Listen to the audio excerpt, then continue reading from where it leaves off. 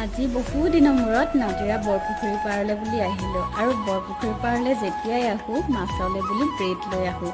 আপোনালোকে নিশ্চয় আগৰ ভিডিঅ'ত দেখিছে। আৰু আজি ব্ৰেড লৈ আহিলোঁ আৰু এইকেইটা কুকুৰকেইটাই আমাক চিনি পাই একদম দৌৰি দৌৰি আহিছে। ভাবিলোঁ ব্ৰেড এটা ইহঁতক দি দিওঁ বুলি মই ঢালি দিব লৈছিলোঁ। বায়ে ক'লে ঢালি নিদিবা, ইহঁতে কাজিয়া কৰিব, সেইকাৰণে সমানে ভগাই দিছোঁ।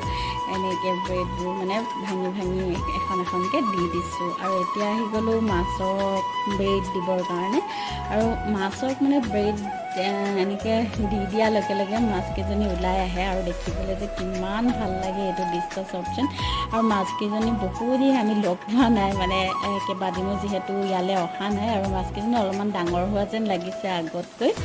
আৰু পানীত অকণমান সৰু দেখিছে, কিন্তু মাছকেইজনী বহুতে ডাঙৰ হয়। এয়া বাহু মাছজনী আহিছে, মুখখন মেলি মেলি দেখিছেনে, বহুত ডাঙৰ হয়, দেখিবলৈ বিৰাট